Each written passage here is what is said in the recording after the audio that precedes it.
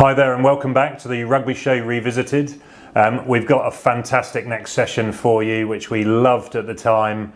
Well, one of my favourite rugby players ever, Joe Marler, being interviewed by Payne, who I think definitely was feeling his surname during all of it. Absolutely not to be missed, really enjoy it. And if you can give, then please do. The link to Delalio Rugby Works is in the post below. And so if you can give, please do. And in the meantime, enjoy the show. Good evening, everybody. Take two. The joys of live broadcasting. I hope you're all well. I hope you're all happy and healthy. I hope you've got yourselves a large drink. I think we're going to need one if the broadband issues around these parts are going to go by. Good evening, Josephine Marler, the star of our show tonight. How are you? It's Joseph. I know. Welcome, everybody, to the Virtual Rugby Show. And it's very nice to be here tonight in association, in proud support of Delalio Rugby Works. Has he done that deliberately? If he has, this is going to be about the most... He's back. Someone somewhere is pressing buttons and having an absolute riot with this. For those of you who have no idea who I am, it's a pleasure to be your host this evening for various parts of the opening 3 or 4 minutes. My name is Payne, and I think the reason I've been tangoed and paired up with Joe Marler again is that we've had 1 or 2 of these in the past before where it's been a lot of fun. We've had a good time. And it's resulted, I think, in some of the most awkward interview broadcasting of all time. And today they've managed to throw in a lovely 15, 20-second delay in between questions and answers just to make this thing go even smoother than I think most of us were hoping. First things first, Joseph, how are you?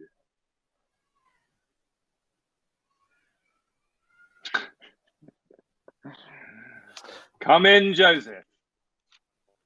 Just trying to work out whether it is 15 to 20 seconds delay or not. What's the answer?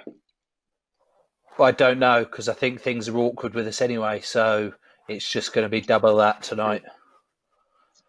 Super stuff. I'm all right, mate. If anyone would like to... I honestly feel I'm in a car park and I'm sort of trapped between 2 cars and I don't know whether to go forwards or backwards. It's a little bit like Austin Powers trying to turn around his buggy. I'm very well, Looks Joe. like you're in your lounge, not a car park, mate. Yeah, I'm going to ask the questions. You're going to answer, and we're going to see how far through the next 45 minutes we get. And any of you who've joined us tonight, if you can make it to the end, you will get yourselves a special prize. Joe, question number 1. How have you been keeping busy? Yeah, I'm good, mate. How are you?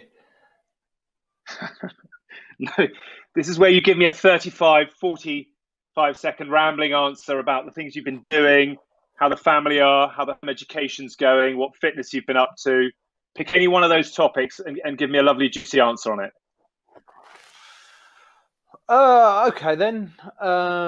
What have I been up to? I've been doing a bit of homeschooling, been Mr. Marler on days rather than Daddy, which has been a bit of a struggle. So as soon as the kids are allowed back to school, we let them go back. Best option for them. What else have I been doing? Not much really. I've had 2 skips at home to do some tidying up. I've mown the lawn. I did a course. What did you do a course in? No, I made a race course for the kids for their bikes and that. Good. I thought it might have been PPE or religious studies or something like that, but it was a go-kart course. Yes, it was. Have you been keeping fit? I haven't run since the 7th of March. Good. Have you been lifting weights? Yes. I've spent a lot of time in my garage, just for some me time, for some brain space, and just doing a bit of weights, keeping shape. But because there's been such a furore, or is there a furore? Not bad. Furora. You can go with whatever you like, really. because there's just been such a saga around rugby union right now. It was very hard to get the motivation to be like, right, I need to do this amount of fitness, this amount of training, this amount of stuff, when there wasn't really an end date to try and get back for. And even now that they've thrown in an end date to get back for, it's kind of like, well, I don't believe you. Because they just make it up as they go along anyway. It's lovely to have insight from a true model pro on the virtual rugby show. Let's talk about the homeschooling. What have you taught best, and what mark out of 10 would your kids give you as a teacher? Oh. Yeah. What I really enjoyed, I like planning stuff and I like writing stuff. I like stationery. I like all that bits and bobs personally. So I really enjoyed the night before, setting out the session plan, reading the stuff that was sent through from the school about English, maths, science, all that sort of stuff, the sort of areas that I had to attack. The number bonds were really good. I like the number bonds with the times tables and that. You got a favourite number bond? What do you mean? Have you got a favourite number bond or a favourite times table? One that comes off the bat nicely? Well, we only got to 4s. Good. It's a good one. I like the 4s. I think the 4s are right up there. Yeah, but they're not quite as high as 5, are they? No, that is very true. That's valuable insight, and that's why the people are here this evening. So should we talk? I struggled. Rugby? No, keep going. No. Keep going. No, so I struggled with the science stuff. We kind of just went, our science stuff is like, just get them out in the garden, playing in the mud kitchen, and just get them dirty and be like, look, that's mud and that's water and that's air, stuff like that, science stuff. And then the English stuff we just read. Jasper's a really good reader, so we let him read stuff to me. And then what was the other subject? Maths. Yeah, maths. I liked the maths until they started trying to get introducing maths, not maths, maths, like how to teach them about maths. Yeah. Maths. You didn't like maths. You didn't like maths. No, I liked maths. I didn't like maths. It was quite hard to teach them that. And so that lasted for all about 4 days. And then we just sacked it off. And just gave them a really long summer holiday. And they've thoroughly enjoyed themselves, to be honest. I'm very pleased to hear that. And is Daisy sort of pleased with you at the moment? Have you got nice military lines on the lawn and you've tied it up? What have you been putting in the skip? What have you been put to work on? Daisy left me. I'm sorry to hear that. Just before lockdown, so it was a bit of a shit timing, really. Oh, shit. Right. Should we talk rugby?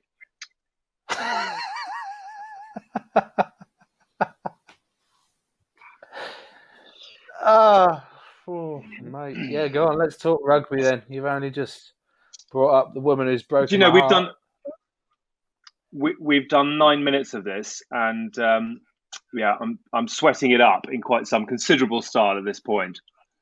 Tell me what's going on at the club at the moment. It is hot. Tell me what's going on at the club.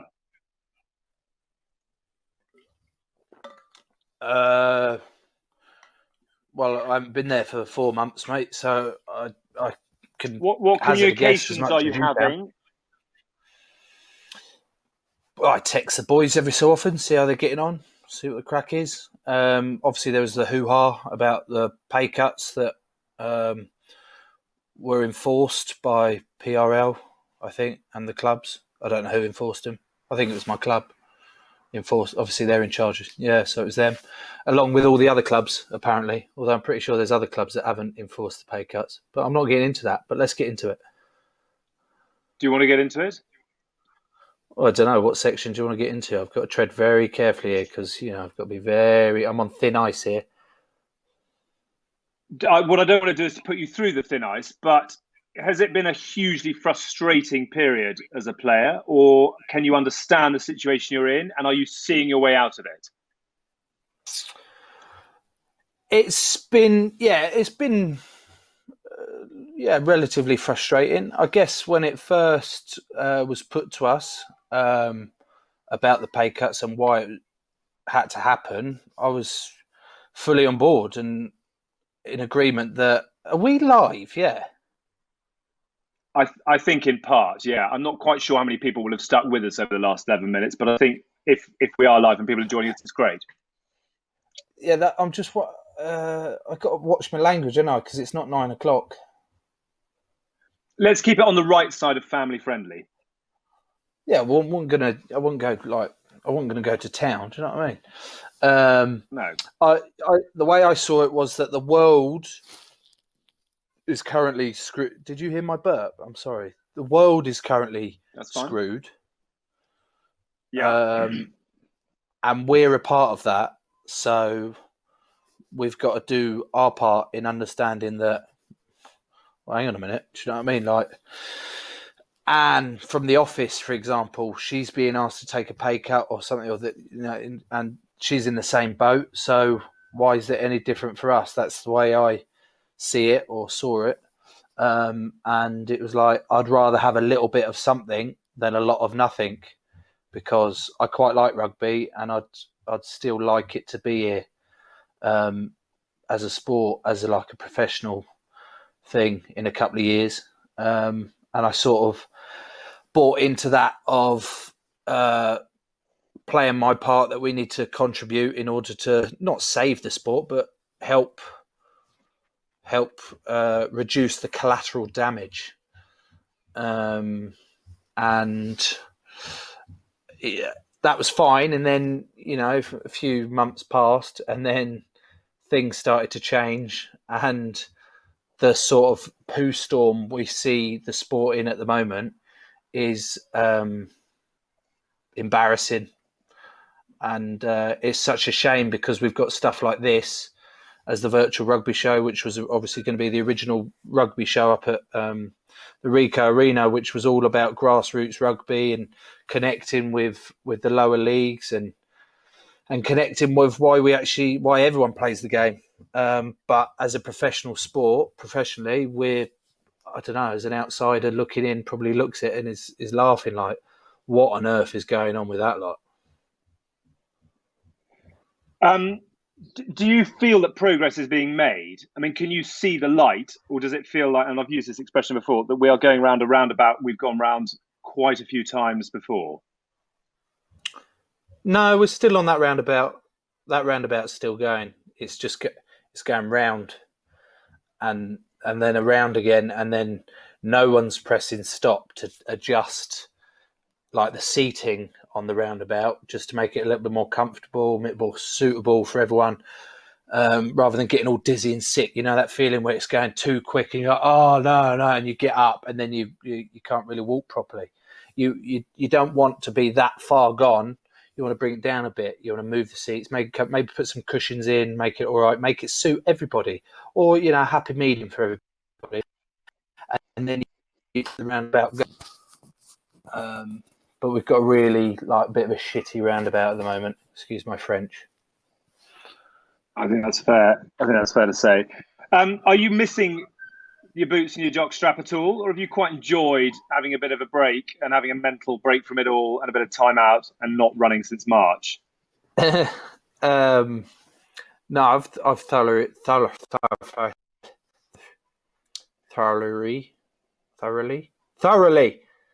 enjoyed the break. Yeah, thought you'd get it in one. Smug wanker. I've thoroughly enjoyed the break to actually have proper family time, proper time to spend with Daisy as well. It's been tough as well, because even though me and Daisy have been together 10 years and known each other for longer than that, we still haven't spent as long as we've spent the last 4 months together, like solidly. You must have been the same. Like, it's been full on, and there's been times where you're like, you can't just nip off for a round of golf. Well, you can now, but at times you couldn't. So no, I've enjoyed it, and the kids, by the looks of it, have really enjoyed it as Is he gone? Are you still there? I'm going to let you on a little secret. If you're still listening and you can still hear this, I've spent the last 10 minutes on my Instagram trying to check whether Joe Marler's images capture Daisy alongside. Joe, without sort of wanting to give the trade secrets away, I absolutely adore him. We message every so often. We're messaging a bit last night, and at no point did he mention the fact that Daisy had left him. And I can tell you now, my heart rate has dropped from about 110, trying to work out whether I dropped the greatest clanger of all clangers in an interview. But hopefully, I think on that bombshell, we've managed to establish that Daisy and Joe are still together, though what is very abundantly clear is he hasn't been paying his internet bill.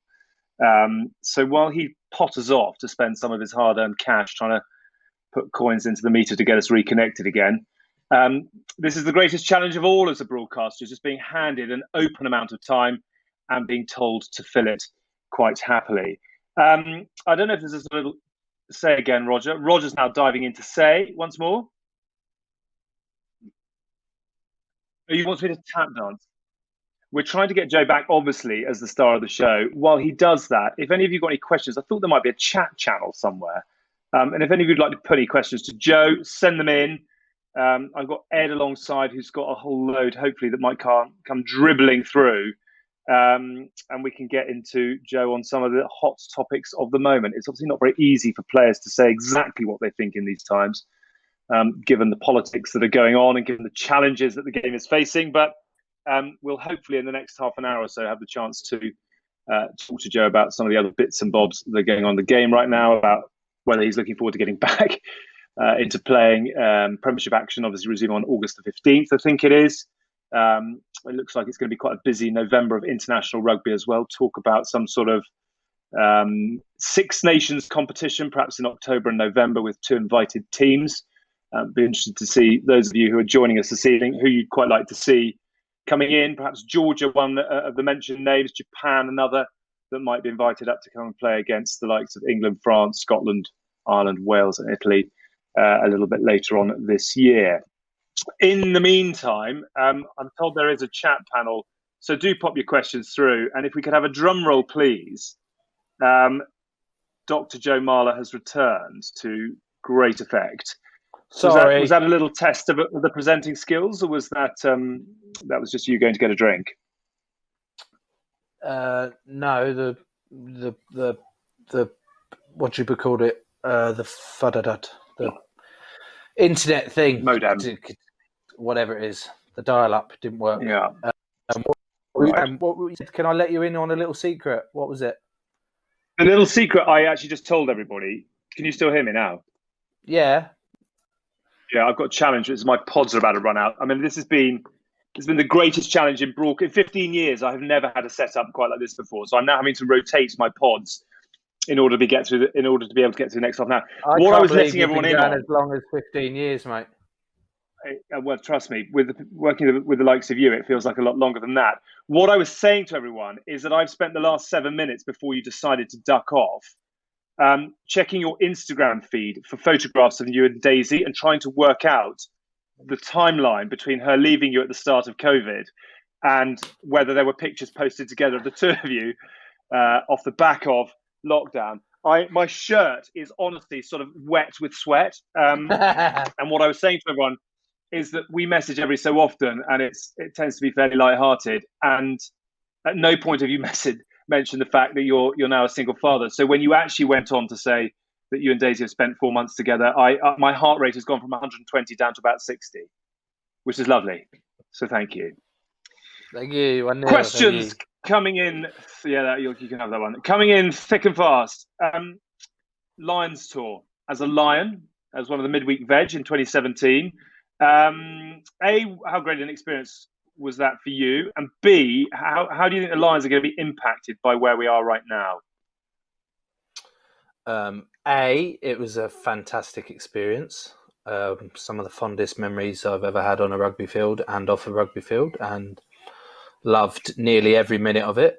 And B, I've no idea, mate. Like, until people start pulling their finger out and sorting out that roundabout and global calendar and getting everything in line, it's just going to be impossible to expect the top end players, the best 40 players from the Four Nations, to do a whole season of rearranged Prem fixtures, test windows looking like 5 to 7 games in the autumn.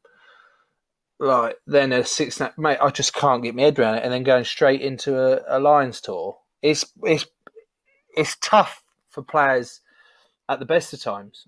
So I've no idea how they're going to do it. I mean, I guess there's potential to delay it or rearrange it for the following year, but I don't know how easy that's to do, because you prep for everything every 4 years running, don't you? But I guess if someone like the Olympics, a tournament like the Olympics can rearrange, then I guess anyone can, really, can't they? I don't know. What do you think? Who knows? I think the Lions sits at the top of the things I love most about the game, and I would do a lot more to protect it.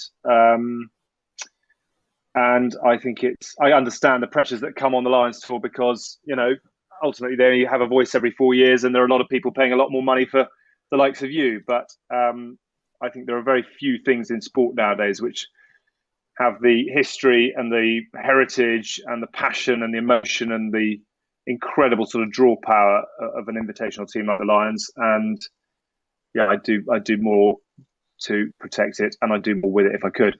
The question, as we've got lots of questions coming in, just very quickly, and this is almost a ridiculous question, but I think you can probably answer it quite well.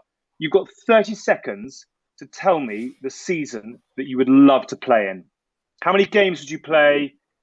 How would it flow? What would you get rid of? If you could design your perfect season now, and you've got 30 seconds to do it, go. I would have 12 games. Why 12? How many teams are in the Prem? How many teams are in the Prem? 12 games. See, let's elongate it to a minute, because it's going to take a while. Yeah, okay. Look, mate, I'll take as long as I want. I'd just shorten it. I'd play one. I don't know. It's ridiculous, because there's me going, yeah, I'd rather play 12 games a year for less money, because then I might manage to have a career till I'm like 38 and not so much of a wrecked body. But then you go, well, hang on a minute. How are we going to get as many people through the gates if we're only doing 12 games a year instead of 30 games a year, et cetera, et cetera? So when you actually start thinking about it as a player, it's easy for players to make flippant comments like I do, say, yeah, this is shit, that shit, that shit. But you've actually got to come up with solutions. And when I think about it, I haven't got very many solutions. So maybe if they're going to carry on with this. Do players have a loud enough voice at the table? What table? The negotiating table of power brokers of rugby union. Well, I said what table, not as in a table doesn't exist. I meant what table, because there seems to be about 12 different tables that you need a seat at in order to go, yeah, hello, can we say something, considering we play the bloody thing? No, you sit down, because you haven't got a tie on and you haven't got a jacket on, so you don't get to say anything. We'll carry on making the rules, thank you. I can just see my career crashing and burning in front of my eyes because I'm answering your questions. This is what you do to me. Ellis Genge came out with a brilliant quote the other day, which is, die on your feet, don't live on your knees. And Joe Marler, you are a man who certainly does that. I don't know what that means. As well. It means live by principles that you want to back to the hilt. Don't be a melt and bow to everybody. But what if you had the option to die on your knees? If someone goes, "Would you rather die on your knees?" and it's actually a really comfy death, you just like fall asleep on your knees like that. But if you die on your feet, it's horrific. You get like the worst death you can think of. Like, bah. I'm But going to take the it's death. better to have valor, and it's better to have valor and to justify who you are rather than just lie down and be walked all over, isn't it? Yeah, but I just don't think you need to die in order to do it. Okay. Alex, who's been the most uncontrollable guest you've ever interviewed live? Asks Mike Seaman. Mike, I could not possibly begin to give you an answer to that question. Mike Joe. Seaman. His name's Mike Yes. Seaman. Yes. How's he spelling that? Mike Seaman. SEAMEN. MAN, I do beg your pardon. Joe, what do you think will be the best Saracens away trip next season in the Championship? Oh, I don't know. Who is in the Championship? Ealing? No. Got to be Jersey or the Cornish Pirates. Oh yeah, long Cornish Pirates trip away. Oh, brilliant. Bus trip. Yeah. They probably wouldn't get a bus though, would they? They'd probably get a plane to Cornwall. Would they? I think they might go old school next year, actually. I think they might properly embrace it. Mate, I've had some of the best memories on... Oh, you just talk then. But yeah. Go on. You go. No, I've had some of my best memories have been on bus trips or train trips, especially when I was back playing for Esher or Worthing, playing down at Red Roof or Bladen away. You'd look forward to, although the game and the actual thing would be like, oh God, it's terrible here, it's freezing.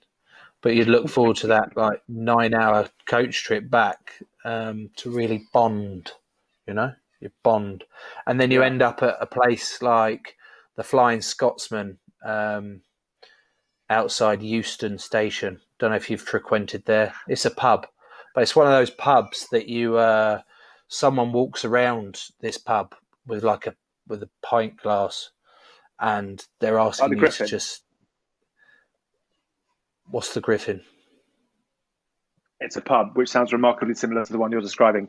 Yeah, so I love some money in the thingy, and then they go, "Here you go. We'll put on some entertainment for you," and it's some of the worst entertainment you could ever imagine, and yet, Jesus. Anyway, you go on. Sort of quite similar to this in many ways. I had quite a good question. Who do you enjoy messing with most on the pitch and off it? From Stuart Dan. On the pitch, I've always enjoyed winding Coley up because as close as we are off the field, really, really good mate of mine. Whenever it gets on the field, he just can't like have a laugh. He's like full on Norse mode, moaning at the ref. Can't even like crack a smile, like not having it. And I'd do things to him at bottom rucks that I'd probably get banned for because I get banned again. But we do it friendly, and he just hates it, and I just love the expression on his face when he gets wound up by it. Him and Tom Young's together, and off the field, who do I enjoy getting the most? I don't really pick on anyone, really. I pick on everyone. I just like winding everyone up until the point they don't want me to be around anymore. Have you messaged Alan Wynne recently? Not recently, no. He's been busy, isn't he? What? All right, Al? How are you doing? How are you getting on? No, we spoke when that poo storm was going off then. I understood his position as a 140-odd cap international with some heavy gravitas in the game, and the position he holds. and what it needs to be seen to be done, and the pressure that he can be put under sometimes. What I did was inappropriate and wrong on that stage. The people that came out and compared it to sexual assault in a workplace completely blew my mind. And I did stop for a second and double take on their opinions and take on how they were made to feel about it all. And I thought about it for about and engaged it, and they're completely entitled to their opinion, and I respect that they're entitled to that opinion. However, I didn't sexually assault someone in the workplace. I tickled someone's knob as a laugh, who I'd known for several years now, on the wrong stage. Really, I should have probably waited for there not to be cameras around. But it was a bit of a brain fart to just go, oh, why are you lot all pushing and shoving it? Oh, mate, it was going on for ages. Like, it's not like you can just have gloves off and whack each other like a goon in ice hockey, you know? If there's a bit of a steak tartare, what is it? Tarte-a-tete. What do you say? Yeah. You can have steak tartare or tete-a-tete. Tete-a-tete. So there's all this tete-a-tete going on back and forth. I was like, oh my God, just like, you can't do it. It's pushing and shoving all that. And went on again for ages. And I was like, I just went to, have a laugh with him, do to Alan Wynne what Alan Wynne has built the majority of his career on. I mean, not specifically tickling people's knobs, but yeah. What is so good about that answer is that 75% of it was absolutely textbook, straight out of the manual that you've been given, the piece of paper that you've learned to recite back ad verbatim when you're asked that question. And then there's a lovely little 25% which just lets everyone know what you really think. Chapeau. Yeah, let's hope. Let's hope that we can talk about Collier's. Which bit was it? You were doing really well until you said, and then I tickled his knob. Yeah, well, we did. It's not like I was trying to pull the bloke's knob off, was it? I gave his knob a little tickle. No. What did? That was am I meant to say? But you were handed by the Quins press officer. Oh, they'll be going mad, but they go mad all the time. So, can you wish Ellie a happy 18th birthday for Sunday? She thinks Joe's an absolute legend. Happy birthday to you. Happy birthday to you.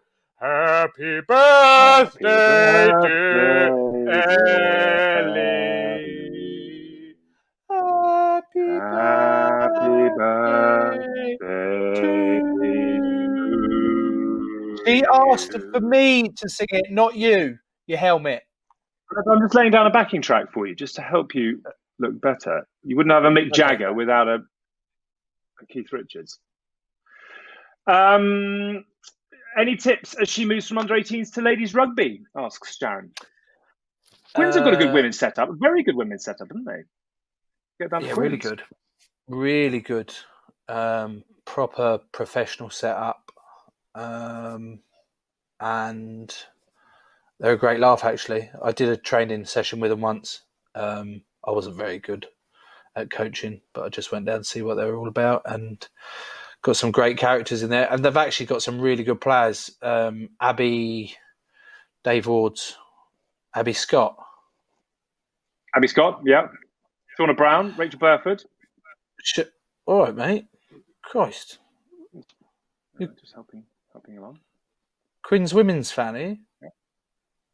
Oh, well, I'm okay, a rugby broadcaster, Joe, so it's my job to movers and shakers. We've got the best team in the league, in the women's league, but obviously not the best because Saracens beating them last year. Yeah, all right, mate. Yeah, look, they're good, but don't get me started on what potentially was going on with the Saracens women as well. I'm not sure that we're through 9 o'clock. Let's not do that. Which of your many haircuts is your favourite, and did it bring you good luck? Asks Simon Jeffrey. Simon, thank you for your question. I've had several haircuts in my time. Have they brought me good luck? I'll let you answer this, Alex. Do you think I've had good luck in my career? No, I would say luck is probably one of the things you haven't really enjoyed throughout the course of your career. I was going to say I would say there are opposite. players who get away with it, and there are a lot of players who don't. And I would file you in the never gets away with it category. Yeah, no, that's not what I was meant. I wasn't expecting that. I was answering it like, yes, I've had loads of luck because I've gone on as long as I have. No, I think you should have. I disagree with that. I think your classic underplay, under promise, over deliver is what you do. Well, you can disagree with my opinion, but you can't make me think something else or say something else. Don't you dare. Again, you're breaking up, and I've lost interest in that thread. So let's find I'm another sure one. If you could have one player who would come out of retirement to play alongside and one to play against, who would you choose? Says Jason Stacey. Julian White. I'd like to play alongside Julian White. And I'd like to play against him again. But this time, like, actually get walloped by him. I remember playing against him in an A-League final when I was 18, 19, and he was towards the end of his career. It was that time where he wasn't having to go in apart from a Thursday and a Friday if he was playing. Like the rest of the week, he'd be on his farm. But they still kept him on a contract because he could anchor the scrum like no other man. And they'd rolled him out for this A-League final, and I just spent the entire 80 minutes trying to wind him up because I was a giddy little kid. Like, here's my hero that I always like loved watching, loved like doing what he did best. And I was like, oh, I'd love it if he floored me like he did. Remember that one where he floored Sheridan at the scrum? Sheridan gives him like a little jab, and he like, and then he cocks again, and Jason White comes in, and he's like, oh, don't get me. I was winding him up, and he was having none of it, mate. He had no interest whatsoever, and he was just like, just don't leave me alone. I don't need this shit anymore. I just want to go back to my farm after the game. Just leave me alone. And I was gutted. So one of the greats. Yeah, good answer. Would you rather never play rugby again or play for Saracens next season?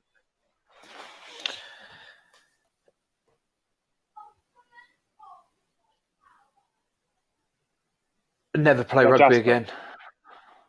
Yeah, what did he say? I don't know. It sounds like bedtime's not going very well, though. They're feral now, mate. We've given up. They put themselves to bed. I've had personal experience of your children running the show at Twickenham last year. Are you suggesting that I don't have control of my kids? I am not suggesting. I'm openly saying that you don't have control of your kids. Oh, sorry. What are you, Father of the Year? No, I wouldn't go that far, but I'm not sure, actually. I'd happily file myself in the same category. I don't have any control of my kids, but I try. On the Barbarians note, you seem to find a new love for the sport, says Craig, when you played for the Barbars last year. Can you divulge in any Barbars stories that took place? No. Okay. What was the we spoke before. Oh yeah. The Sarries question was probably never play rugby again, mate. I've got I'd like to think I've got lots of friends at that club. For starters, I wouldn't get in the team. Mako's staying there, or maybe we could do like some sort of rotation, extend the careers and that. And secondly, in fact, actually, maybe I would. Jasper supports Sarries. Breaks my heart. He's a wise child. So, and I don't know whether he supports them because he genuinely likes them, or he's not. He tends to say it like as if to wind me up, and I think like, mate, where'd you get that from? No, maybe I would play for Saris. They've got a really good setup. No, I'm not that resentful against them. I've just always been envious of how much they've won. I don't care how they've done it; they've still won it all. So I was envious of their legacy, which has been amazing. So fair play to them. No, I'd never play. Why am I answering it this long? Nah, just sack it off. I'm a one club man, mate. You know what I mean? Or am I? Well, you just signed, what, 3 or 4 year deal? I don't know now. No idea. What's your plans after rugby, Joe? Says Stuart. I'm trying to get a turfing business up and running. So plan on being a turfer, Stuart. How's the meat factory coming along? Can I say that? The meat, Marler's meat. Oh yeah, my biltong. Yeah, I just bought an industrial size dryer for home use to really kick up production, but it's in Cornwall. The people I bought it off are in Cornwall, and I haven't managed to get down there. I'm not sure when I'm going to be able to get down there, and I haven't looked into the like career options for like big meat dryers. If anyone can help me out with that, sort of lad out. So yeah, maybe I'll do that. Maybe I'll do Marler's meats and Marler's turf. grass. Marler's grass. Marler's grass. Marler's grass. Marler's grass. If you didn't have rugby, what other sport would you like to have been a professional in? Badminton. Strong, good answer. Are you a keen badminton player, or is that just something that takes your fancy? No, I used to play at school. Haven't played since. But I just love the speed of the sport when I watch it. The way in which the shuttlecock moves and the angle and the speed and the footwork, the agility, trying to get over and all that lot. And I just think it would be a really good sport to be good at because I like it. I like playing. I liked playing it when I was at school. So maybe badminton. Good. Forever dealing in the unusual. If you were in the Marvel universe, Joe, who would you like to be? Let's go through it. What was his name? Thanos with the big old hand. Thanos. Yes. Or Ant-Man. I haven't really watched it. I went to the cinema with a bloke called Phil Swainston at Exeter away one day. We travelled down there the day before and he went, "Oh, mate, you fancy coming to cinema?" I was like, "Yeah." He's like, "Oh, we're going to go see Avengers Endgame." I was like, yeah, sweet, let's go. About an hour into it, I fell asleep and woke up at the end to see like every Marvel character you could think of from every Marvel film or whatever just come out from all these like holes, I don't know, like wormholes, and everyone was like, "Oh my god, this is amazing! This is the best film ever!" And he was like, "Oh my god, this is amazing! Did you do that?" And I was like, "Yeah, really good, loved it, amazing." Got out of the cinema. He was like, "You fell asleep, didn't you?" And I went, "No, I didn't." He was like, "Mate, how did you not love it?" I said, "Mate, I've never seen a Marvel film before. I've seen the odd bit of Iron Man." He said, "Why the hell did you come and watch Endgame?" And I went, "Well, because I just want to be a good mate to you, keep you company." And there was loads of sweets. So, who would I be? Probably Thanos. Very good answer. Final question from Fabulous Flo. Do you envy the players of the amateur era for their joie de vivre? Joie de vivre. Play. The joy of life. Oh, okay, I like that. Do I envy them? Yeah, I do. Yeah, I think I do. I do envy them. I think they had a lot more fun than we do.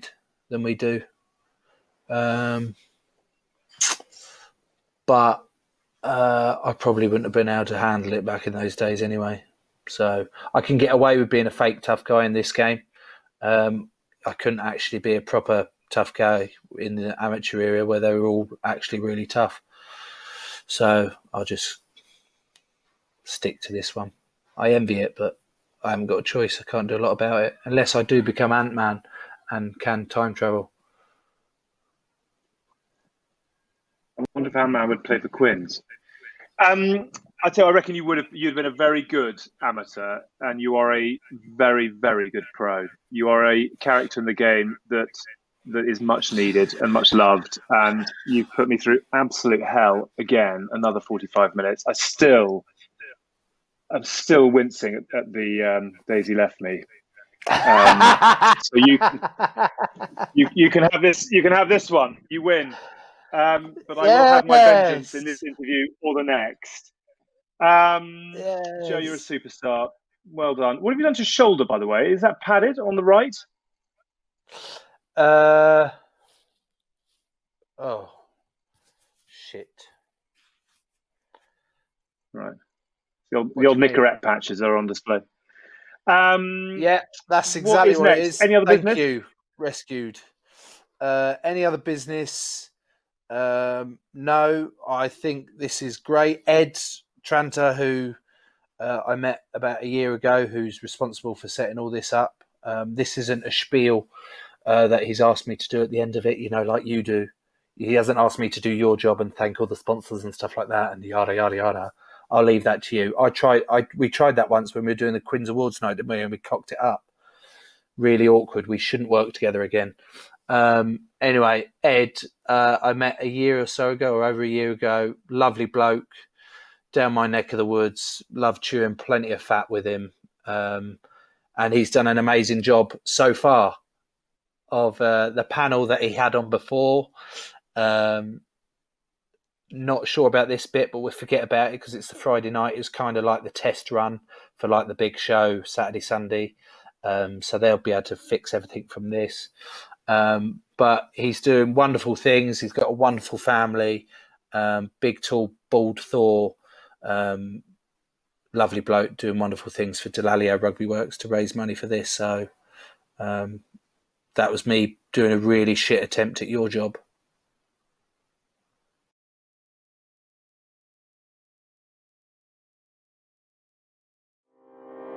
Just a reminder that this event is fundraising for Delalio Rugby Works. If you would like to donate, text RUGBY to 70460 to donate £10. Text costs £10 plus one standard rate message.